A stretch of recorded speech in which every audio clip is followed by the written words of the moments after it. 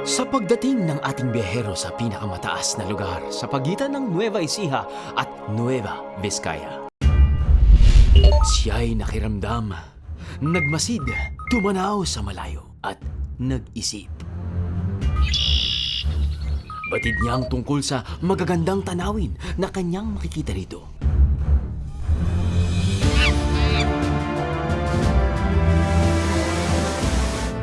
Pero mas malakas ang kutob niya ang tunay na kagandahan ng lugar na to ay nasa mga taong kanyang makasasalamuha. Panalo, Tay. Ano po tinitingnan nito? Yung camera. Kalikasan, pamayanan, tradisyon,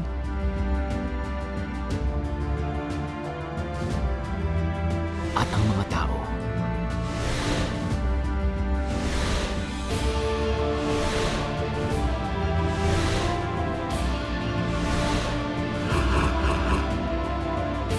Sila ang nagtataguyod sa lugar na to.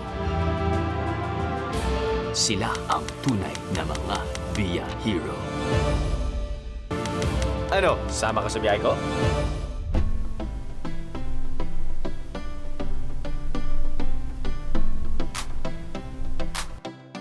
Side trip muna tayo sa pinakasikat na tourist spot sa Nueva Ecija. At yan ang Pantabangan Dam.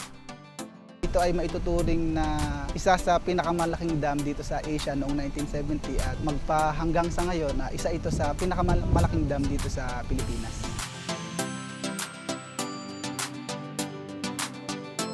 May taas na 351 feet at may haba na 5,299 feet ang dam.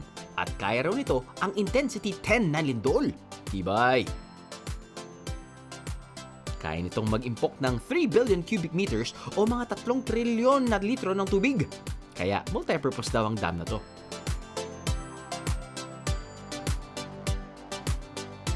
Ang unang-unang priority purpose nito ay for irrigation. Dito galing ang patubig ng mga magsaka sa buong Nueva Ecija at ilang parte ng Tarlac at Pampanga. Pangalawa, for power generation. Lumilikha ng halos 120 megawatts ng kuryente na ipinamamahagi sa buong Luzon ang Pantabangan Dam.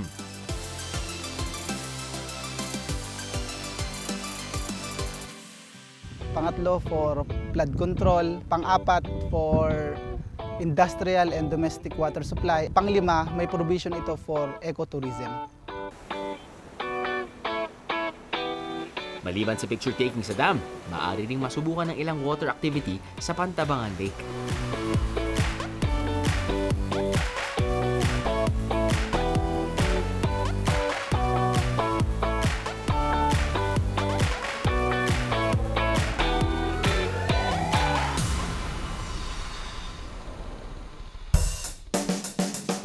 Malapit sa dam at sa lawa ng Pantabangan, matatagpuan ang isang kakaibang restaurant.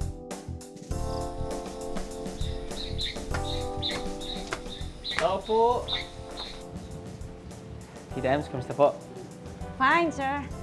Ano po tinitingnan nito? Yung camera. Hindi, kasi alam mo, parati akong dumadaan dito papuntang Baler. Yes. Tapos parati ko nakikita tong bahay na coffee shop na restaurant. Matagal ko nang gustong daanan to. So, finally. Agaw pansin ang itsura ng cafe na to.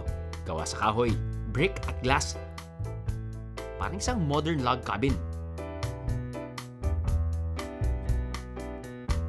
Tapos napaliligiran pa ng simpleng garden kung saan maaari rin kayong kumain. At pagdating sa loob, napaka-homey ng feel. Ano po ba yung usually na sinaserve nyo dito? Ano ba yung mga bestsellers? Lahat ng daily specials namin, sir, at all bestsellers. All bestsellers. Kasi syempre, hindi ko naman matitikman lahat, ma'am. Mahirap na. Ako lang mag-isa dito. Kasama ko yung crew, no, na medyo malaki na yung appetite. But, ano sa tingin niyo yung pwede namin ma-order? We can give you, sir, beef binayabasan. Beef binayabasan. Yes, this is very rare. Sounds good. You may take a seat there. Okay. Doon muna ako. In front of the May fireplace pa kayo. Nakasakto, Yes, medyo we have malamig. a fireplace. Sige, Tita Em. Okay. See you later. Yeah. Beef binayabasan o o sinigang na baka sa bayabas, ultimate comfort food. Simple lang ang ingredients: labanos, sitaw, siling haba, sibuyas, bayabas, at karne ng baka.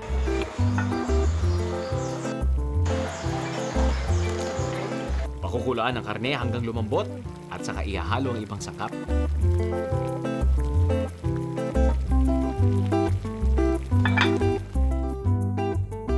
After 30 minutes, may mainit na beef binayabasan ka na.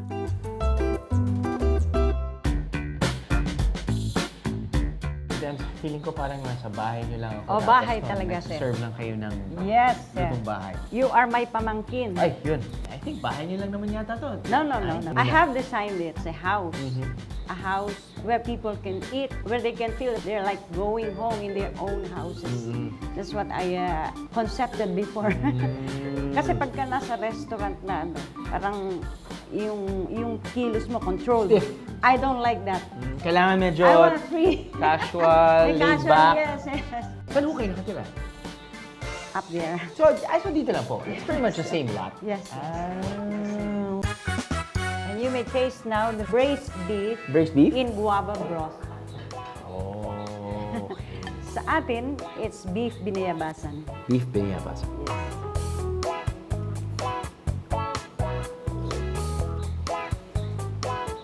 Meron siyang aftertaste ng guava. Yes.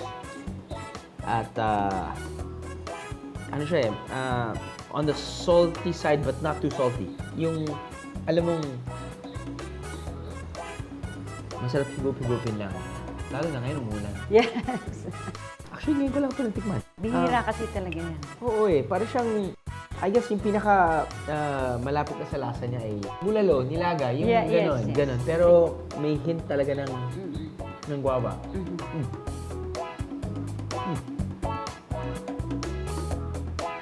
Alright. Ayos.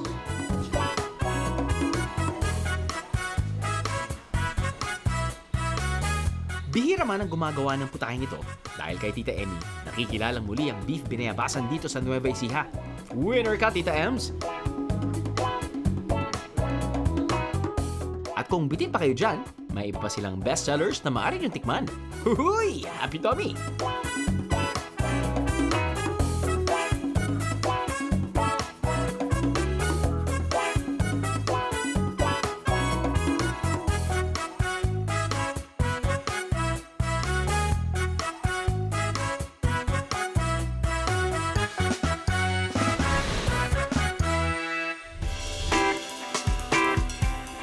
Lahat ng natatanaw nyo, pag-aari ni Tatay Modesto. Ito ang Valdez Farm.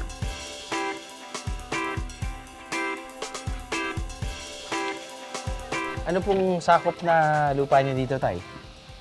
Para sa pananim? Ilang hektarya? Ilang hektarya po? Mga 3 hectares po.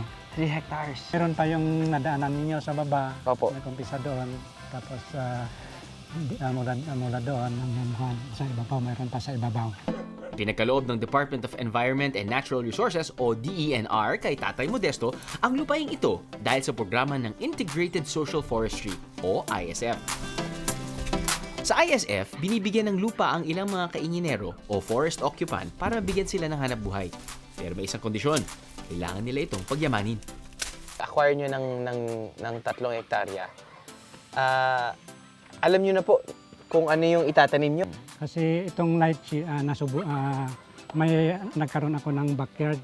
Mga 7 years na nag-aani at talagang magandang harvest. Gusto kong magkaroon ng farm na ang main crop ko ay lychee. Kasi yun talagang bihira pang prutas dito. Opo, Wala pang nagtatanim. Apo. Tapos nakita ko naman na maganda ang performance niya. Tapos mahal talaga ang yung bintahan. Oo. 25 years ang security of tenure ni Tatay Modesto sa kanyang lupa at mananatili ito sa kanya hanggat napakikinabangan ito. Kaya maliban sa 2 hektarya ng lychee, ang 1 hektarya ay inilaan niya para sa iba't ibang pananim. Inisipan ko rin na magtanim ng iba't ibang prutas. Parang intercrop, parang continuous ang harvest ko sa iba-ibang prutas. Para continuous din yung kita. Oo, continuous ang kita, continuous ang production.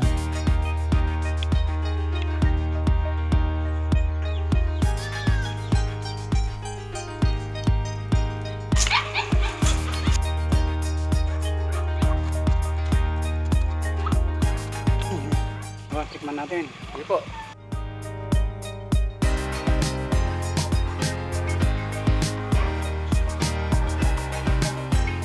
Wala sa kulay pero sobrang tamis. Grabe. Tamis din. Tamis. Naiba talaga yung ibang pineapple na pinoproduce sa ibang ibang lugar. Talagang yung mga customer ko talagang Gusto-gusto. gusto kasi matamis daw. Galing. Panalo tayo.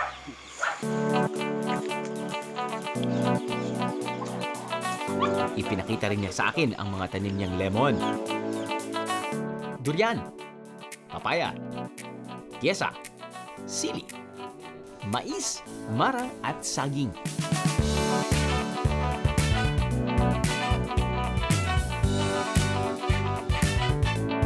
Sarap sigurong tumira dito dahil ilang hakbang lang may mga sariwang prutas at gulay ka na. Dahil sa pagsisikap na ito ni Tatay Modesto, nanalo na rin siya sa iba't ibang paligsahan sa pagsasaka. May balak din ang lokal na pamahalaan na gawing bahagi ng agritourism ang farm niya. Saludo kami sa iyo, Tatay Modesto!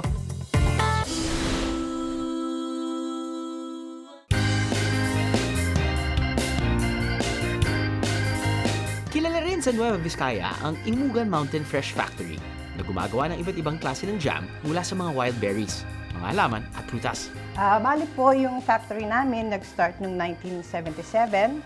Merong American missionaries na si Pastor Delbert Rice, saka yung asawa niya.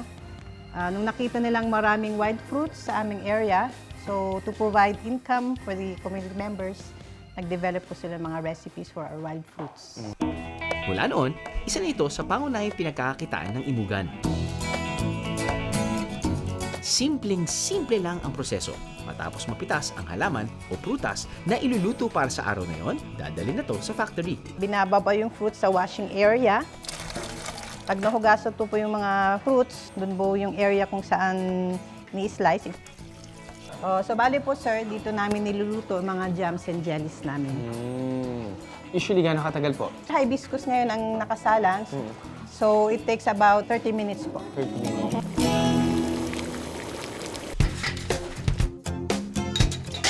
Then pag naluto na po, dyan po yung next step kung saan nilalagay po sa mga bottles.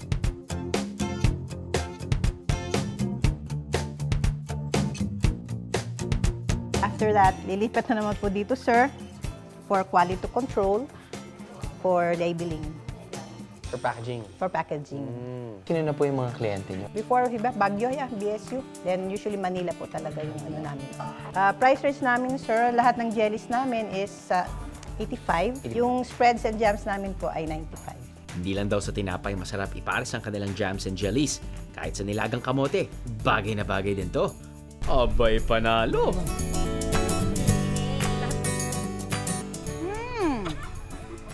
Sarap! Isang tindahan sa gilid ng highway ang sikat na sikat din dito sa Santa Fe.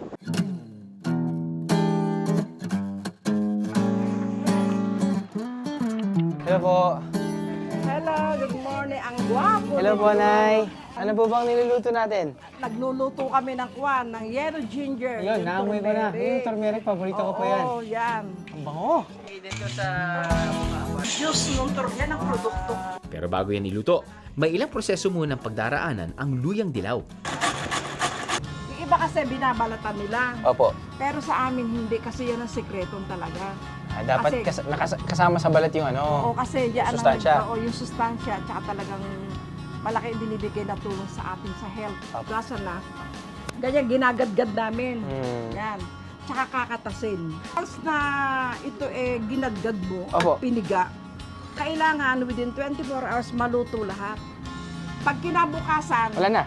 hindi na epektibo para makagamot ng health mo. Hindi na siya turmeric, tumirik na siya. Tumirik. Yung katas niya ang niluluto namin. Nilalagyan namin ng sugar at saka honey. Sugar and honey. O, eto na, malapit na maluto. Parang magluluto lang po kayo ng banana Q. Minsan naglalagay pa po nga sila ng ano pa dyan eh, calamansi o lemon. Pwede rin. Ayan, Masarap oh. din. Kasi yung iba, ayaw yung lasa eh. Sarap nga eh. Yung turmeric. O, yung turmeric, ayaw yung lasa at saka yung amoy. Tignan mo, Ay, Parang Amoyin carrot. mo. Oo nga. Para lang Diba? siyang ano, inhaler. Ito, hindi ko na po itatanggal to sa ilong ko. Nay, dahil parang sama ng pakiramdam ko. Oo. Eh, pag uminom ka, gaganda ang pakiramdam mo. Mga 15 minutes lang. 15 Ay, okay minutes na, lang. okay na. Oo. Kasi doon sa mga inaatake ng high blood, ako Opo. experience ko yan. Kasi high blood na rin ako. Bakit po? Pag Ba't uminom high ako, blood? 63 na ako eh. 63 na ho kayo? Oo, umiinom ako dito. Pag dire-diretso inom, talagang gagaling. Pwede bang naka-dextrose na lang po yan? Para... Hindi yan lang, hindi ko alam. Okay. Talagang iniinom lang. Gano'ng katagal niyo pong ginagawa to? Actually, dito ko pinag-aral yung mga anak ko. Nag-umpisa ako sa ginger tea, fried garlic, ampalaya. Yan ang produkto ko na dinadala sa mga trade fair. At matapos ang ilang minuto, Eto na. Ang galing, parang magic. Nay, magicera po ba kayo? Sa Hindi. imbarahan niyo. Ito ang talagang talento ko, tuklas. Ang galing. Yan. Wow. Makikita mo mamaya ito, i-impake natin para ibenta at magkaroon ng kabuhayan. Ayan nga. ngayon, sasalain na ang nalutong turmeric powder para mas pino ang nasa garapon. Isang set na niluluto namin, bali 7 bote. 6 hanggang 7. Pati mainit pa yan. Okay Nay, no? lang. Okay lang? Oo, kasi ito yung hinahabol natin na yung preservation ng produkto. Pero itatakpan yung pangagad. Yes. So talagang kahit mainit pa, silyado na. Oo. Ito na ngayon yung kwan. Yan, ang init pa oh. Oo. Pwede mong ilagay ito sa tiyan mo dahil Ah. parang kanyari masakit tiyan mo, di ba? Oo, siguro makaka-alis tanggal din ang sakit ng tiyan niya. Pero ang bubuong turmeric ay ibinibenta rin nila dahil mabisa rin daw ito. Pwede na tayong magtimpla kung gusto mo. Yan. Tikban na. Bro, Ilan lagyan po? mo ng 2 kasi teaspoon yan. So, 2. 1. Okay? O sige. Ano na? Ay, ma'am, paborito ko talaga to pero hindi pa ako nakakain ng fresh. Yung kakaluto lang.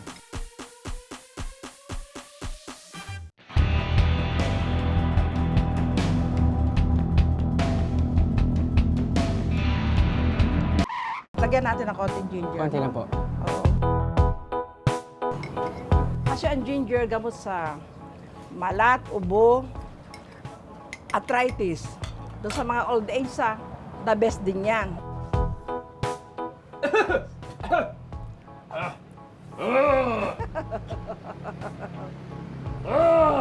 Ang sarap, Nay. Hindi, talaga kasi paborito ko talaga to. Walang biro. Katulad ng sinabi niyo, kailangan niyo inumin na inumin. Yes. Hindi ko alam kung psychological, pero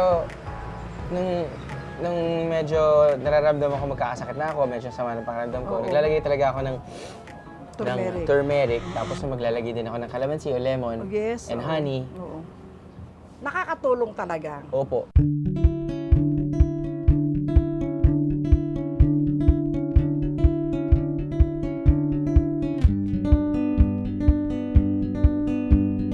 Isa lang napansin ko sa mga produkto ni Lola Lolita, hindi nito taglay ang pangalan niya. Yung bayan namin, Tama pag po. sinabi mong Santa Fe, ay Alam doon sa nila, Santa Fe. alam nila di po ba? yun. Tama po. Kasi maraming lolitas dyan eh. Tama Bata po. pa ako, yun ang inisip ko talaga. Tama po yun, Mama. Para dala-dala ko ang Santa Fe. di ba? Good thinking, Yun ang pangalan Mama. nila.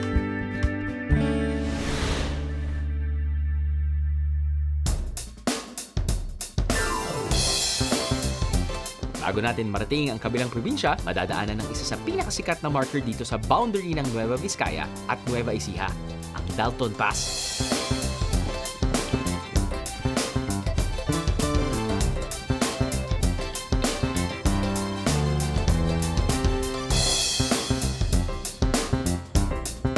Nandito tayo ngayon sa view deck ng Dalton Pass. Back in World War II, the Japanese was fighting the Americans.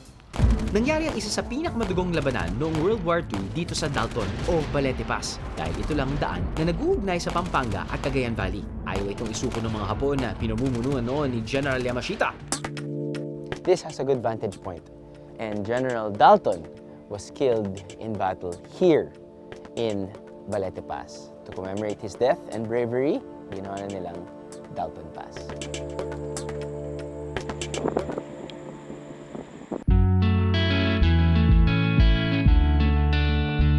Sa viewing deck, may 360-degree view ng mga kalapit na probinsya. May picnic huts din kung gusto niyong tumambay sandali.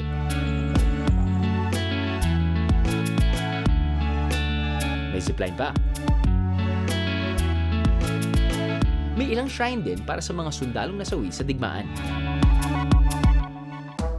Sa restaurant na to, siguradong busog ang buong pamilya o barkada. Tikman ang kanilang mga bestseller. Simulan natin sa mainit na sabaw ng Super Bulalo. Pwede rin magpansit sa Mickey Bihon. Pero para kumpletong busog, orderin na ang pinakbet with lechon kawali. Dinakdakan.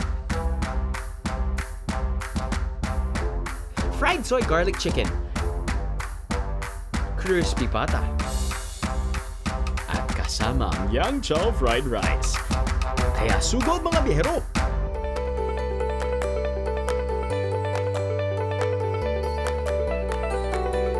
Dito sa San Jose, Nueva Ecija, mapapalapit ka raw sa kalikasan dahil sa dami at lawak ng kanilang mga kabundukan.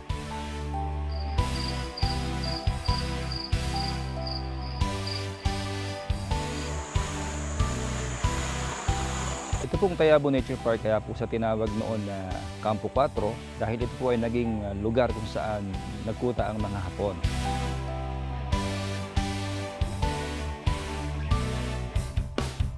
Mataas ang lugar na to, mapuno, kaya raw sinakop ito ng mga Hapon noong World War II.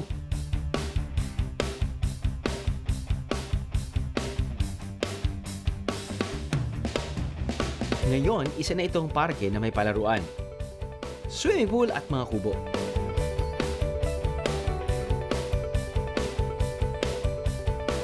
Sa kasalukuyan po, makikita rito yung mga ibang mga hayop tulad ng unggoy na kung saan pinagawa po itong pansamantalang tirahan lang ng mga na sinurrender ng mga unggoy.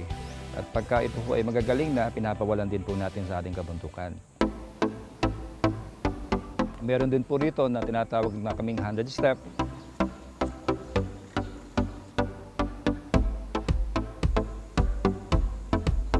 Makikita mo po yung western part po ng San Jose City.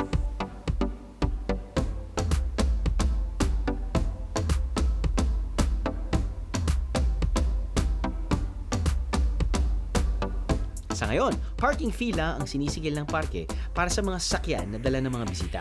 Wala pang bayad ang mga pasilidad.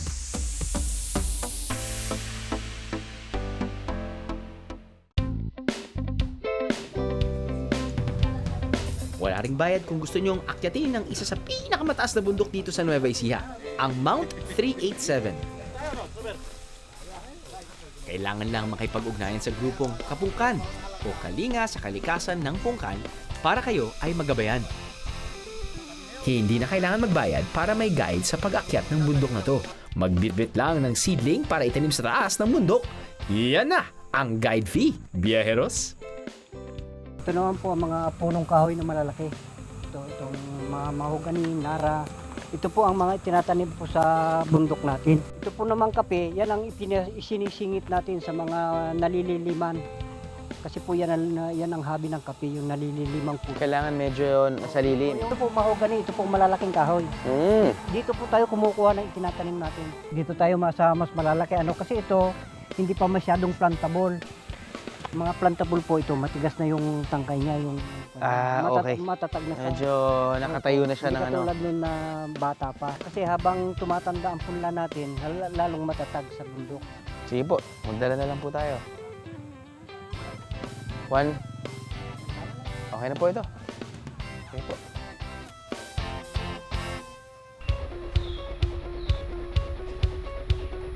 Biyahero tip, mahigit 3 kilometro ang lalakarin kaya magdala ng maraming tubig, magsuot ng sombrero o proteksyon sa araw at ihanda ang sarili sa matinding lakaran.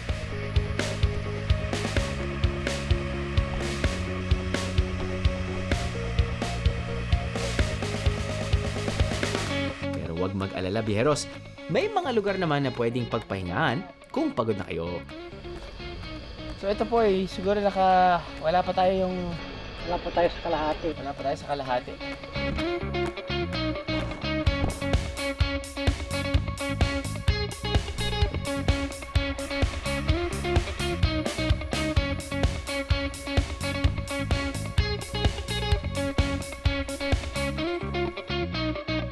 May ilan ding pahingahan na may breathtaking view of the town below.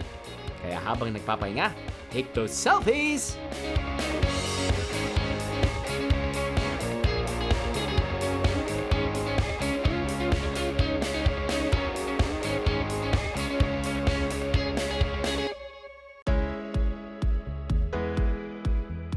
Total hike was about siguro a little less than 2 hours. I guess, a little less than 2 hours. Siguro distance was, sabi nila tatay, inisip nila 3 kilometers, pero feeling ko hindi 3 kilometers. Feeling ko more than 3 kilometers. Medyo mataas lang din yung elevation gain.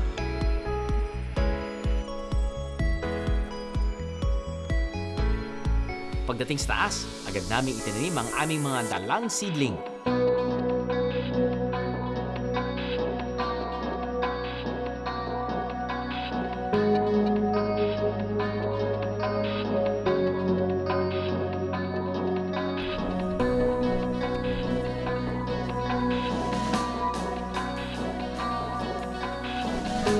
Naglagay din sila ng maliit na container na may tubig sa tabi ng seedling. Ito raw ay nagsisilbing pondo ng tubig para sa seedling kung sakaling hindi umulan.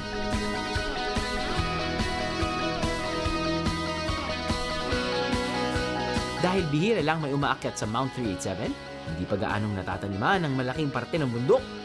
Bagay na noon pa hinahanapan ng solusyon ng grupo nila kay Yoli. Pinag-usapan namin yung bundok sa likod, yung mga nangyayari, yung mga pagputol, pagsunog. Kaya napag-isipan namin na kung ano ang gagawin natin para maproteksyonan naman itong likod bahay natin. Ang ginawa namin, bumuo kami ng isang samahan. Sa buong Nueva Ecija, ito na lang halos ang natitirang mga gubat na medyo mainam-inam. Humihikayat din kami sa mga tao na pagpatuloy natin ang mga pagtatanim ng puno. Ito ang talagang layunin para maganda ang kalikasan natin. Sa loob ng 10 taon ng pagbabantay dito sa Mount 387, aminado si Kayoli na marami pa silang kailangan gawin. Kaya ngayon, nag-iimbita sila ng mga grupo at naghihikayat ng mga turista na tulungan sila sa kanilang adhikain. Off the beaten path ecotourism? Why not mga bihero? Suportahan ang magandang adhikain ng Kapungkan. Let's go, BI Heroes!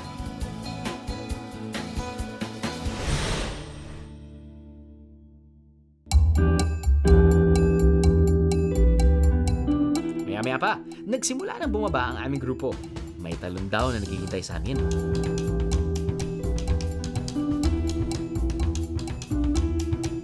Medyo mas challenging pala ang pababa. Kaya hinay-hinay lang mga chong.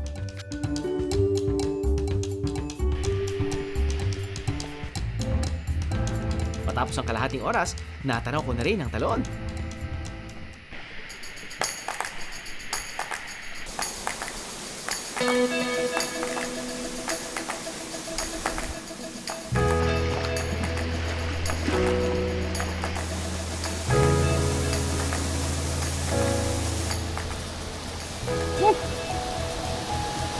Asang tubig.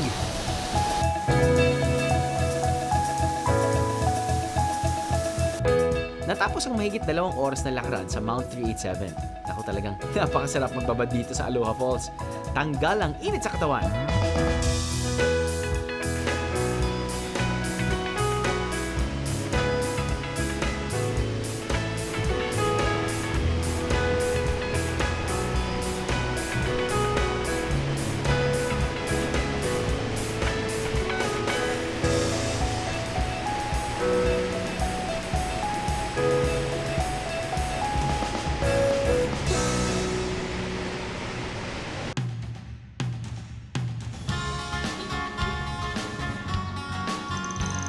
Kung bitin ang pagbababad nyo sa Aloha Falls, aba, huwag magalala dahil may 17 talon pa raw dito sa bayan ng Karanglan. Kaya binisita namin ang ilan dito. Ilang minuto lang at konting lakad mula sa bayan, nasa unang falls na tayo, ang Medigin Falls. Tila may swimming pool to sa ilalim kung saan maaari kayong lumangoy.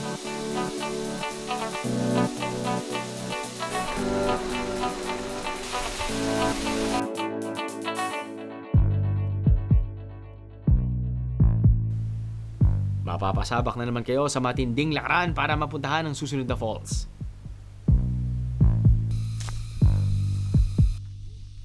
Bihira rin daw itong puntahan, kaya kailangan gumawa ng daan ng aming guide.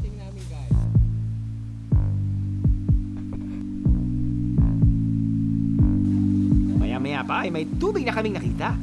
Mukhang malapit na tayo ah.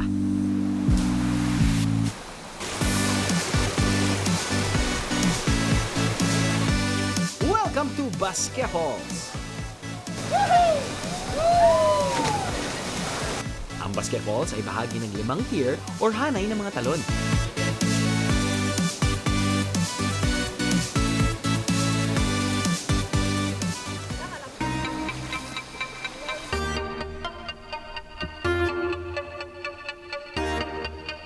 Sorry, Bijeros, you can't bail out on this. Package deal ang Basque Falls.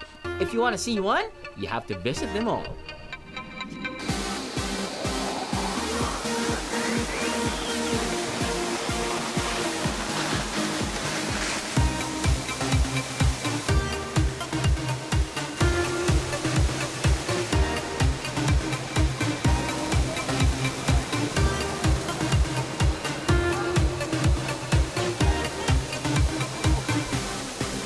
Pero sulit ang adventure na inyong pagdadaanan dahil sa kagandahan makikita nyo sa bawat talon.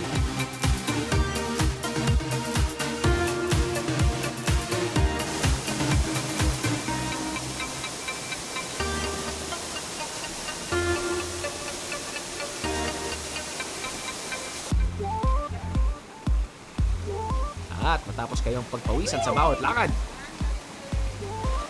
mababawi nyo yan sa pagtampisaw sa bawat talon. Ang gandang reward, di ba?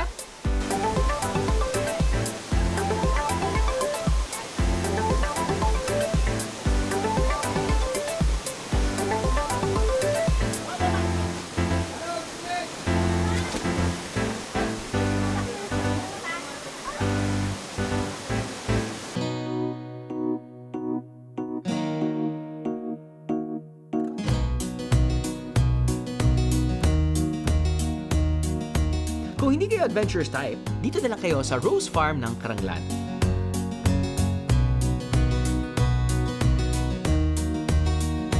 Dito nakatanim ang 5 kulay ng long stem roses na binibenta sa Baguio at Maynila.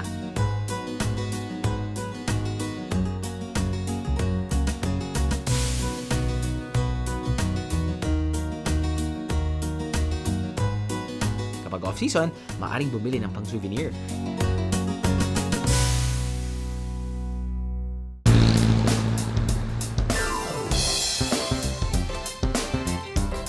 Kung balak niyong magtagal ng ilang araw sa Nueva Ecija, maaring dito sa hotel na to kayo tumira.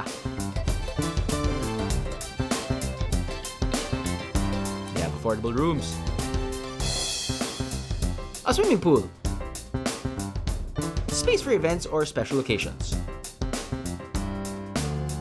Tapos may farm din sila sa likod kung saan galing ang mga gulay na kanilang inihahain sa kanilang restaurant.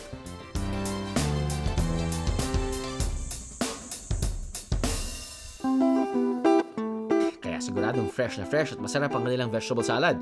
Meron rin silang iba pang recommendations, gaya ng porterhouse, baby back ribs, pink salmon steak, beef pesto, at baked macaroni.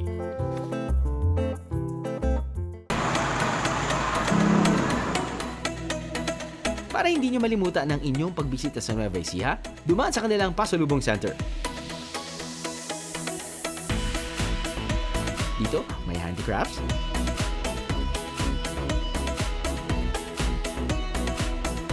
t-shirts, pagkain at iba't ibang produkto ng probinsya. Nagsisilbi rin itong business center sa mga Novo Ecijanos na gustong matayo ng negosyo sa probinsya.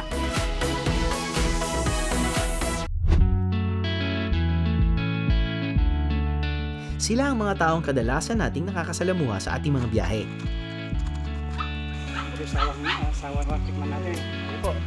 Titingnan, sila ay mga simpleng tour guide. May-ari ng tindahan, restaurant, farm, o paggawaan lamang.